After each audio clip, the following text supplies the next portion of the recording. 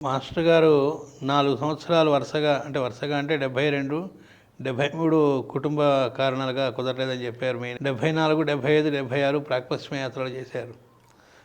మరి ఆ తర్వాత మళ్ళీ ఆయన 81 దాకా వెళ్ళలేదు. ఈ మధ్యకాలంలో ఈ వర్క్ అనేటువంటిది ఆయన ఆల్రెడీ ఏదైతే చేసి వచ్చారో అది అక్కడ స్ప్రెడ్ అయ్యి ఎస్టాబ్లిష్ కావడానికి, మరి ఆయన భావజాలాన్ని, ఆయన సందేశాలని వాళ్ళు అందిపుచ్చుకోవడానికి వారధిగా ఏదైనా పత్రిక లాంటిది ఏమైనా స్థాపించారా?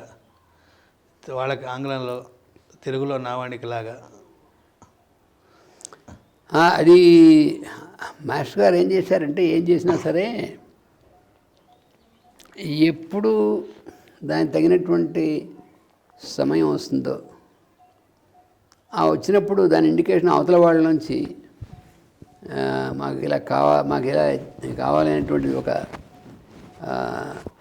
అభ్యర్థన వస్తుందో మాస్టర్ గారు అప్పుడు చేస్తారు. ఆయన మనల నుంచి కూడా అంతే.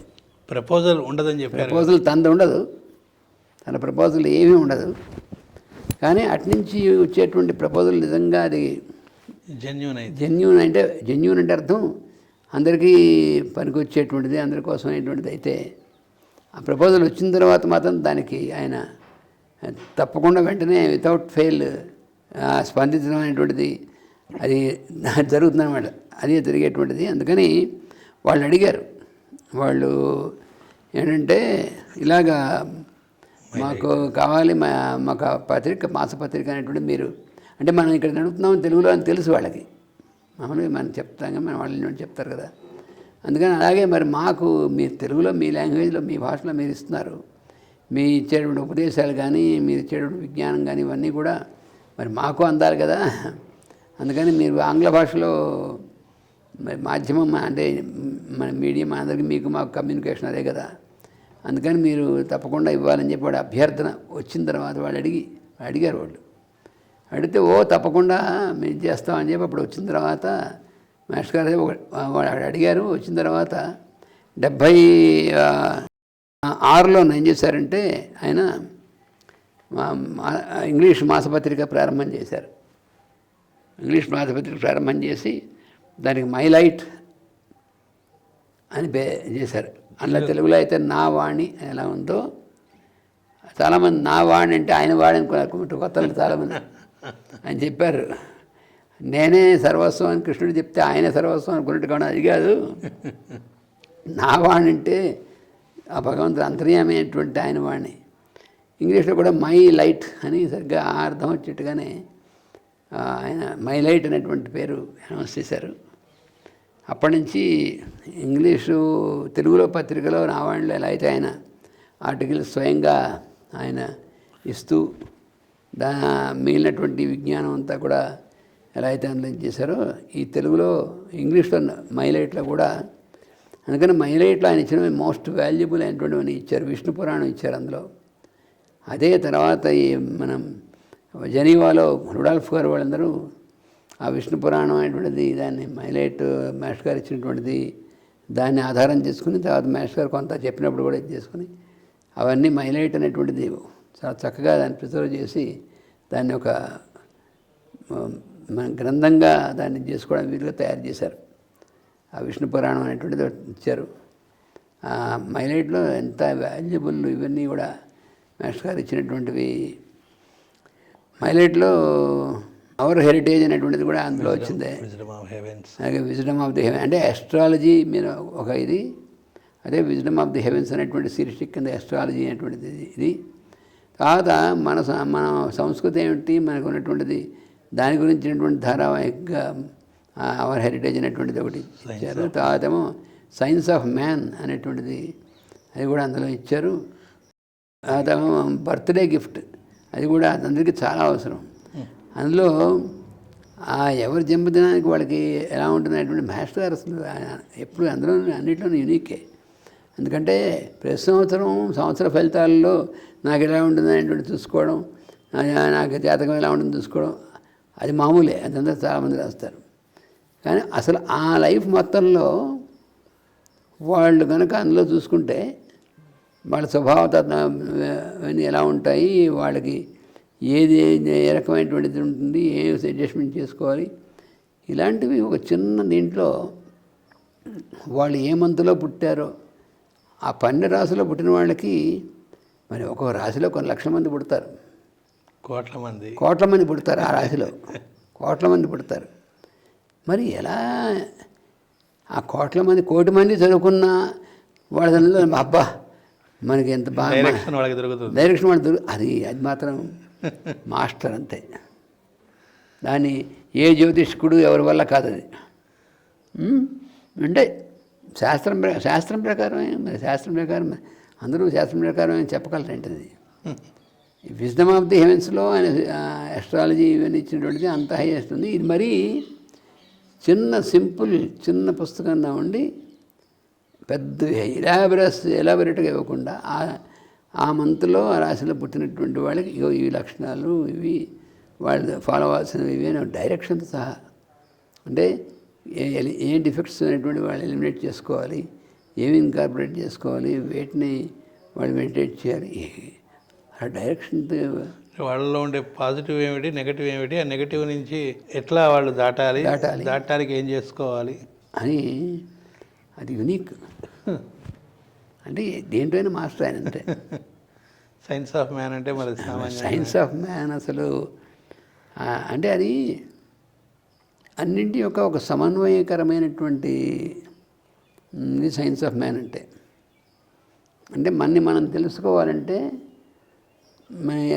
ఎలా ఏ విధంగా తెలుసుకోవాలి, దాన్ని డైరెక్ట్గా సింపుల్గా ఒక చోటకి రూపకల్పన చేసి ఒక బుక్ రూపంలో ఇవ్వగలగడం అంటే మామూలు విషయం. చదివితే ఉపనిషత్తులు, పురాణాలు, వేదాలు, ఇతిహాసాలు, ప్రపంచంలో ఏ స్క్రిప్చర్స్ చూసుకున్నా అన్నింటిలో ఏమి ఇచ్చారో ఆ సారం అంతా అందులో ఉంటుంది. ఒక్క చిన్న పెద్ద గ్రంథం అది చిన్న పుస్తకం.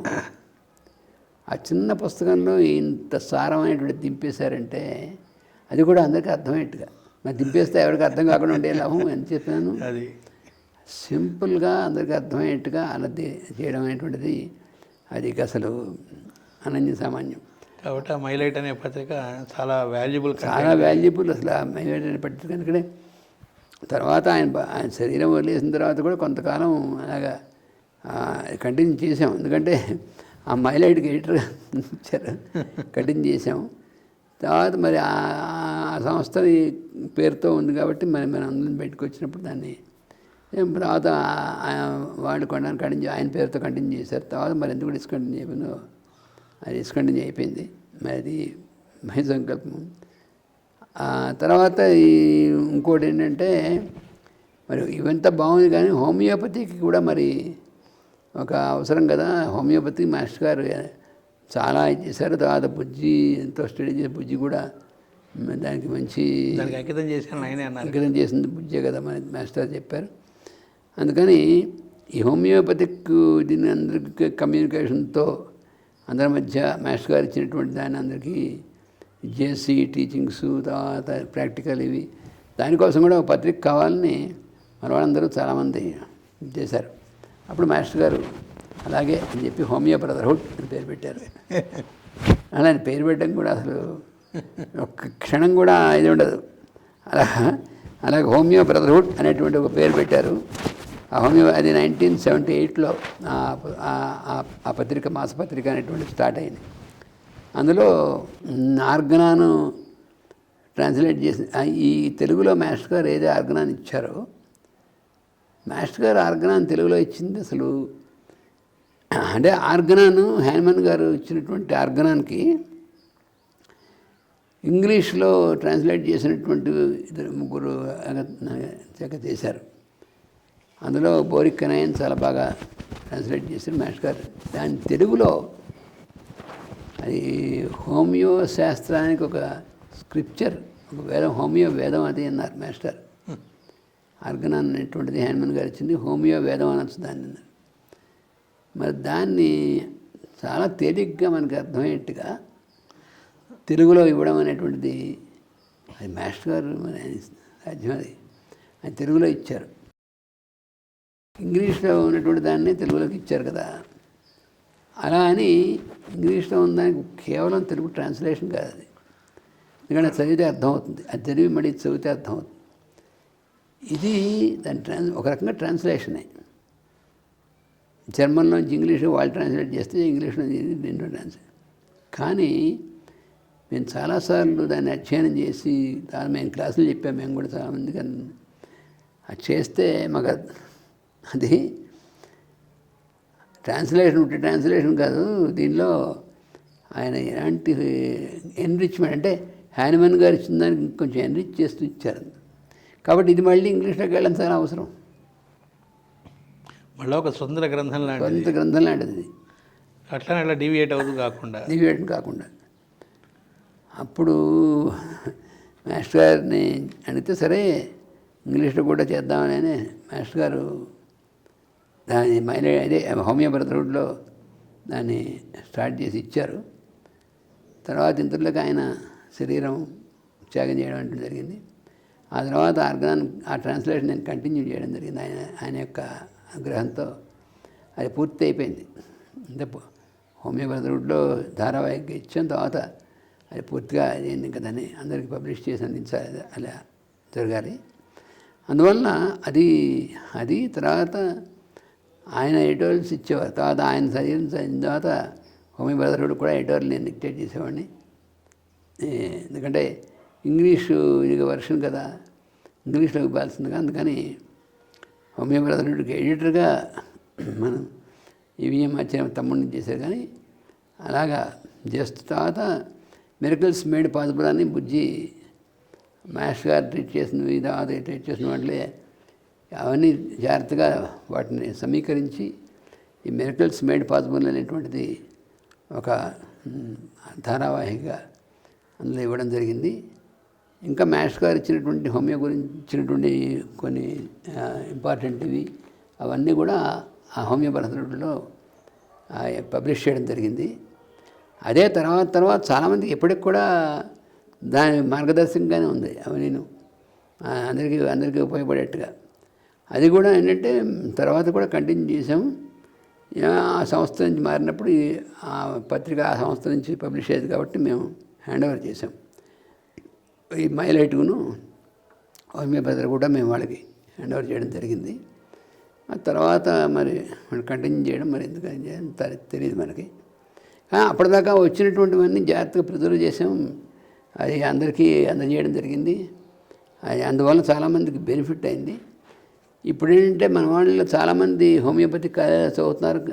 వీళ్ళందరూ అడిగింది అంటే ఇప్పుడు ఈ ఆర్గనాన్ అనేటువంటిది తెలుగులో ఉన్నటువంటిది. ఎందుకంటే ఇప్పుడు ఇంగ్లీష్లో కదా, మనం ఇంగ్లీష్ మీడియంలో చదవడం రాయడం అని చేయాలి. అందుకని ఇంగ్లీష్ ట్రాన్స్లేషన్ కూడా మాకు పుస్తకం కింద ఆవశ్యకత చాలా ఎక్కువ పెరిగింది. అందుకని అది అడిగారు అన్నమాట. అది అందుకని ఇలాగా ఆ పత్రికలు ఎలా నడపాలి, పత్రికల్లో కంటెంట్ అనేటువంటిది ఎలాగ ఏ కంటెంట్స్ చేయాలి అనేటువంటిది అది కూడా మనకు కంప్లీట్గా డైరెక్షన్ మాస్టర్ గారు ఇచ్చారు. ఒకేసారి ఇంగ్లీష్లో 2 మ్యాగజైన్స్, ఒకటేమో హోమియో మీద, ఒకటేమో మిగతా వాటి మీద, ఓ పక్కన నావాణి తెలుగులో సైమల్టేనియస్గా 3 పత్రికలు ఒకేసారి నడిపిస్తూ, మళ్ళీ దీనికి ఏమో మంది మార్బలం తీవ్రంగా ఎక్కువ మంది ఏమీ కాదు. ఉన్న కొద్ది మందే ఇటుపక్క కుటీరు చూసుకుంటూ, ఇటుపక్క డిస్పెన్సరీ టూర్లు చూసుకుంటూ, ఇంకో పక్కన గురు పూజలని, ఆయన మళ్ళీ యూరప్ టూర్స్కి వెళ్తే మిగతావన్నీ నిర్వహణ అలాగే కొనసాగిస్తూ, వీటితో పాటుగా ఈ పత్రిక నిర్వహణలు.